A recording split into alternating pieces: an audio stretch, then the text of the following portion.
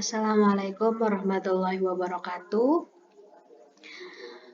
Kali ini kita bakal bahas gimana cara mengisi form C hasil ya. Nah, ini tuh contoh form C hasil yang udah diisi. Nanti aku bakal jelasin step by step gimana cara ngisinya. Pertama, ini kan ada kotak kayak persegi, ada dua ya. Ini di sini harusnya ada sama ini. Nah, nanti waktu nge-scan di aplikasi Sirekap, keempat kotak ini harus ke bawah. Jadi nanti hasilnya bakal bagus dan bisa kebaca. Oke, selanjutnya di form C hasil itu ada angka-angka kayak gini.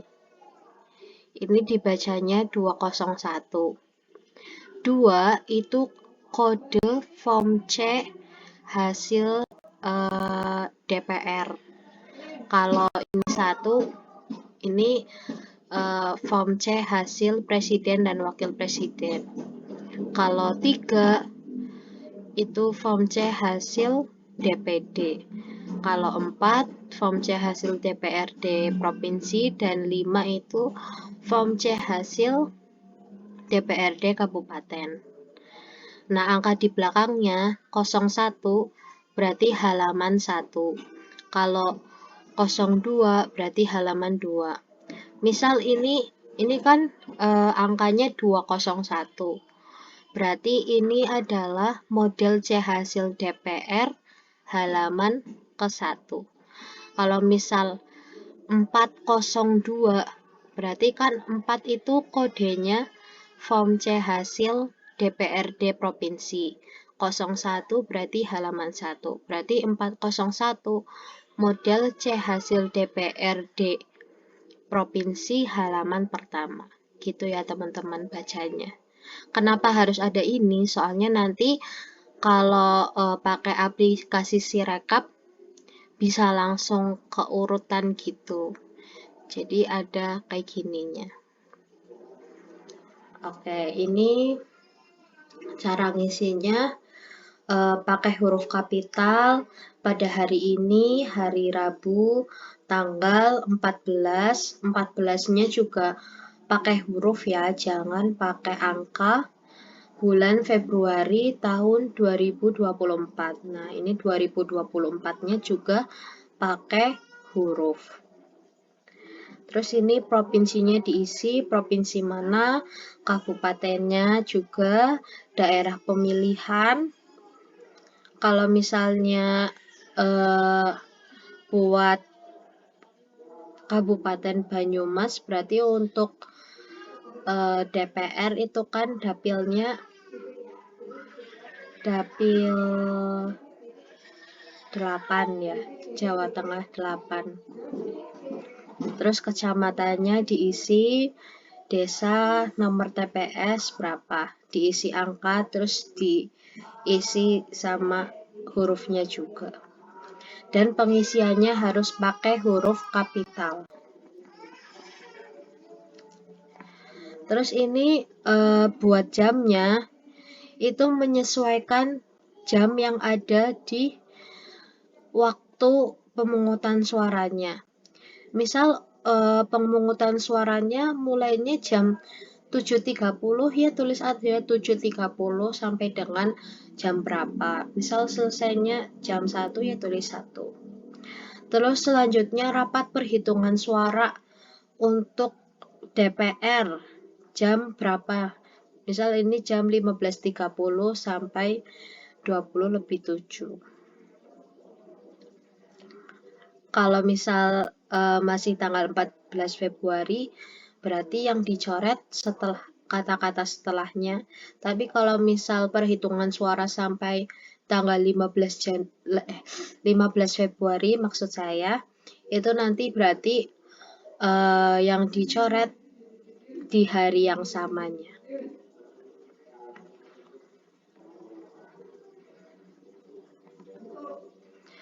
Terus ini diisi daftar data pemilih dan pengguna hak pilih.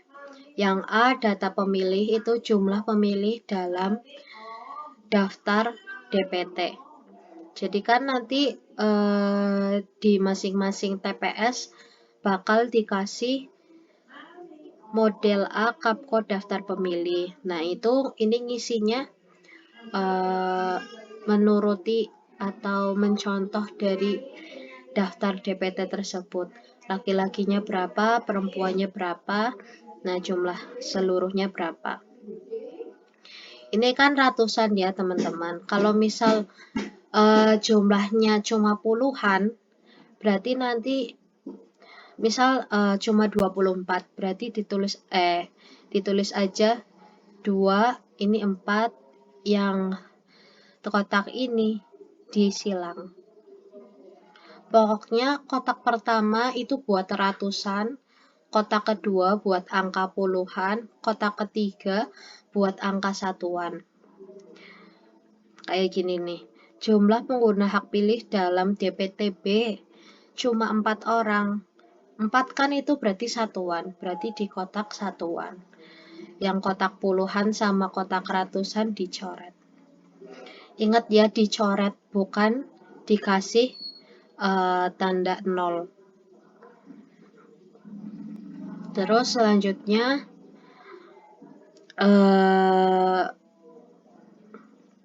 ini juga diisi jumlah pengguna hak pilih dalam DPT.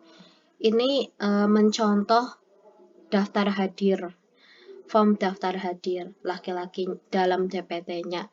Laki-laki ada berapa, perempuan ada berapa, jumlahnya berapa. Terus jumlah pengguna hak pilih dalam DPTB berarti lihat di form daftar hadir DPTB. Laki-lakinya ada berapa, perempuan ada berapa, jumlahnya berapa. Terus DPK-nya juga ada berapa, ini semua dijumlah.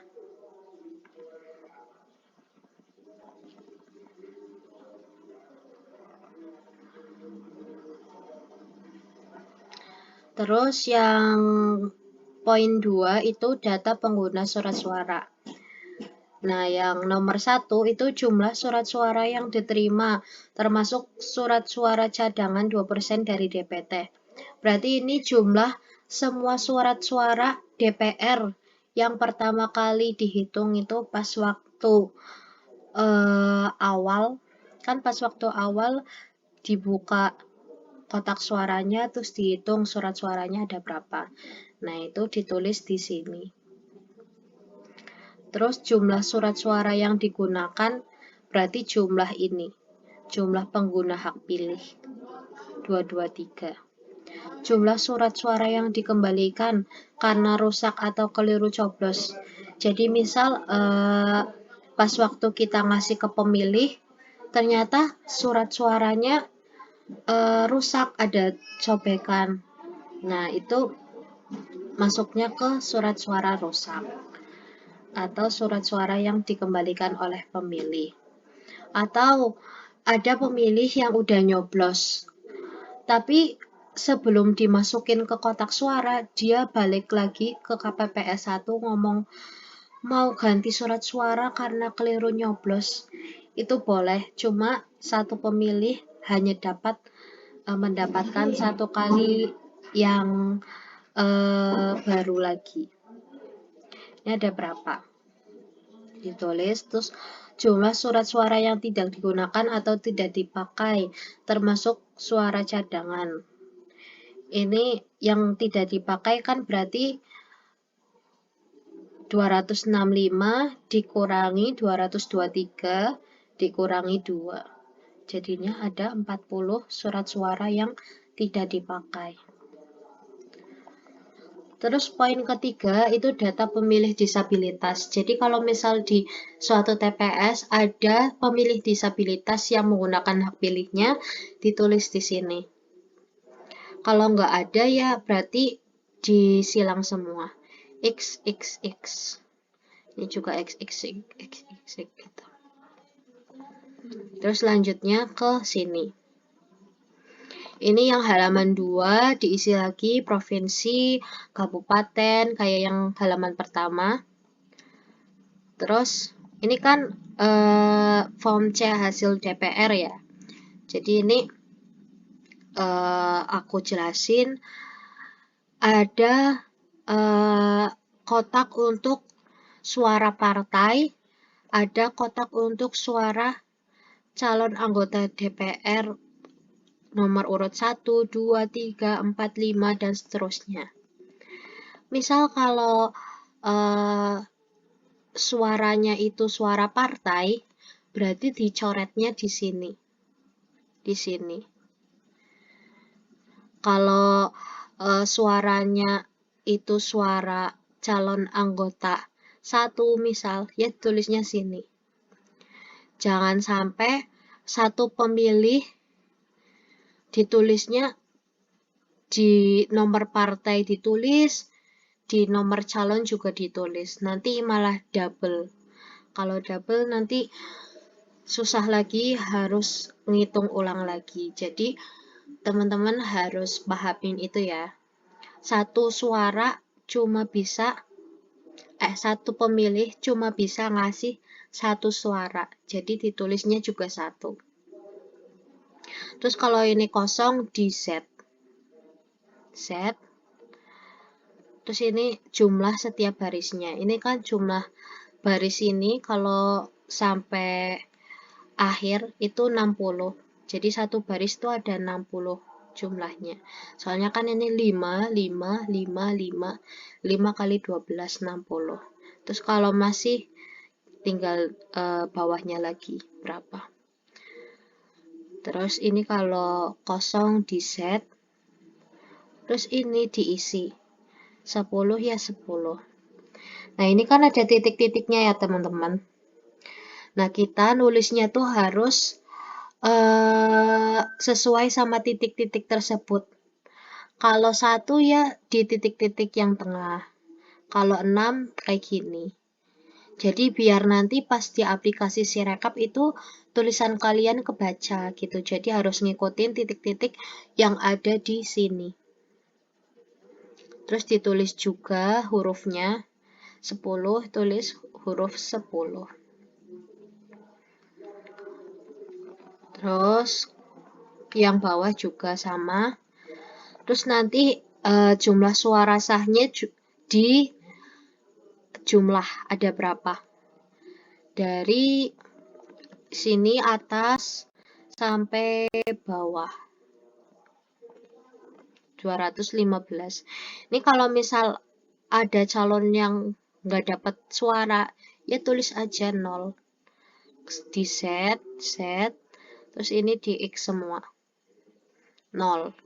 Jadi kalau misal 0 bukan nulis ditulis 0 tapi di XXX.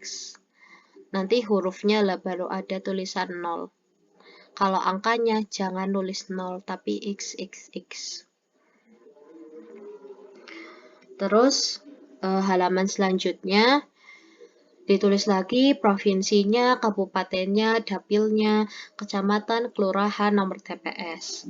Nah, ini kan jumlah suara sah. Tadi kan 215. Terus kalau pas perhitungan suara ada jumlah suara tidak sah, itu yang dicoret bagian sini. Ini berarti jumlah suara tidak sahnya ada 8. Jadi jumlah seluruh surat suara, berarti kan surat suara sah ditambah tidak sah. 215 ditambah 8, 223. Terus kalau misal teman-teman salah nulis, misal sini kan harusnya 215, ditulisnya 214. Nanti di tip X ya teman-teman. Di tip X, 5-nya ini di tip X, diganti angka yang benar, terus nanti di atas di paraf.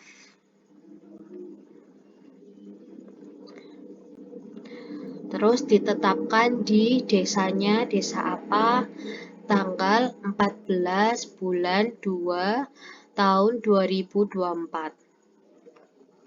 Terus habis itu tanda tangan semua KPPS dan nama lengkap. Terus ini juga ada tanda tangan dari saksi yang datang. Cukup satu partai, satu saksi ya teman-teman. Yang di atas juga ini ditandatanganin. Ini juga ditandatanganin. Misal di sini ada yang salah, ya nanti di tip X sampai bersih, terus diganti angka yang benar, habis itu atasnya diparaf.